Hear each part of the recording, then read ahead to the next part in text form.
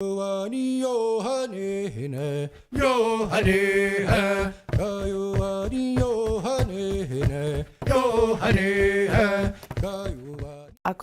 TV's election coverage has been brought to you by the Akwesasne Convenience Store Association, which is now located at the Mohawk Indian Housing and Community Building, 188 McGee Road, Akwesasne, 518-358-2229. The funding members are AK Gas and Tobacco, Another Damn Cigarette Store, Bear's Den, Big Boys, East End Convenience, Gustoa Gas and Tobacco, Mohawk Junction, Red Fox Gas, Speedway Convenience, Truck Stop Number 9, Twin Leaf Express, and Twin Leaf Gas and Tobacco. Sego, welcome to Akwesasne TV's 2015 election coverage. Today we will be interviewing candidates who are vying for the seat of the St. Regis Mohawk Tribal Council. In studio we have today Randi, Rourke, Barreiro. Welcome to the studio. How are you today? I'm good, Kit. How are you? I'm fine, thank you. Good. All right, well, let's get started. Tell us a little about yourself and your decision to run for sub-chief. Well, I grew up here in Akwesasne on the S-curve on Rourke Road. My grandparents are Isabel and Joe Rourke and John and Ann King. My parents are Dave and Sue Rourke, and my in-laws are Gudgie Cook and Jose Barreiro. And my husband, Jalessa, and I have been married for 14 years, and we have 3 beautiful children. We're raising them at our home on Cook Road. So I'm a parent as well as an entrepreneur and a volunteer in the community.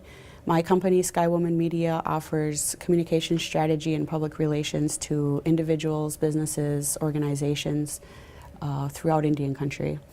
My clients are all Native American or Native-owned businesses, and I support them. I choose to work with them because I believe in their mission to help tribes and Indian people prosper. As a parent, I try to help out in whatever way I can. My family and I are big supporters of education. We participate in ACES, NC STEP, the Skawajila Mohawk Immersion Program at Ganadago School, and Ohilogo Rites of Passage. I'm a lacrosse mom, and I'm also a founding parent of the Akwesasne Eagles youth flag football team. I decided to run for tribal sub-chief for 2 main reasons. The first is I have a passion and dedication to serve and represent our community.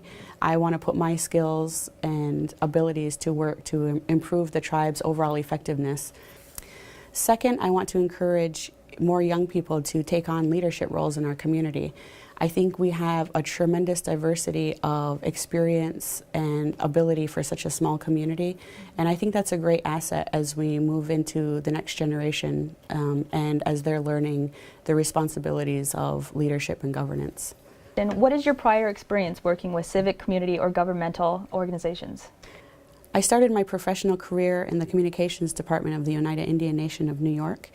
As a writer, I provided editorial support for its leadership, its programs, publications, and special projects. It was this good working relationship that led to my position years later as editor of Indian Country Today newspaper, which was owned by the Oneidas. I previously served on the National Diabetes Education Program's American Indian Alaska Native Work Group for a few years, and NDEP is a partnership of the National Institutes of Health, the CDC, and over 200 public and private organizations. I worked as a communication consultant for many years for Running Strong for American Indian Youth, the organization headed by Lakota Olympian Billy Mills. And the organization provides basic needs. It helps Native community meet basic needs, and its programs provide aid for food and nutrition, women and children's health, and education. One of our local projects with Running Strong through the First Environment Collaborative Program was the training and implementation for centering pregnancy at St. Regis Mohawk Health Services in 2010. So that kind of work really sparked my interest in how health and culture combined can have the best, most positive impact on a person or a community. And I, along with a few women relatives, started working as Ganunque Council to create and support community projects that uses best practices combining health, culture, and education. We're advocates for trauma-informed approaches throughout the whole community. I also serve as a community representative on the Akwesasne Cultural Restoration Commission. I'm a board member for Akwesasne Minor Lacrosse Association, and as well as the National Indigenous Women's Resource Center. What do you perceive as the 3 most important concerns facing Akwesasne today? I think the 3 priorities for our community are dealing with addiction and violence in the community, encouraging more participation in governance processes, and economic growth. So for addiction and violence, I think that we have to continue integrating health, education, and culture as effective strategies. I think that we need to encourage greater participation in the governance process in our community, because that's where policies and procedures are made that impact our daily lives. So I think that it's important for people to acknowledge that we have a voice and to figure out the best ways to use them so that we can be active participants in those processes.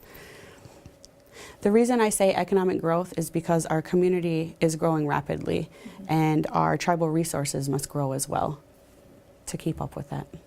Okay, so what areas of Akwesasne do you think present an opportunity for economic development and revitalization? Well, the economic leakage study conducted last year by MCA revealed that over $100 million leaves our community every year. I think that's enormous. If we included tribal revenues, including those generated by gaming, government, small businesses, large businesses, and households, it's estimated that that number more than doubles, and that's huge. That's a huge opportunity to address. I think there are many opportunities for economic growth, encouraging the operation of the Dewatahuni Corporation, strengthening the partnership between the tribe and our private sector, expanding our broadband capabilities, assisting small business development, increasing minority certification to qualify for federal contracting opportunities, improving the tribe's local contracting policies, growing Akwesasne TV into a service provider within and beyond our community, and developing a sustainable agriculture program.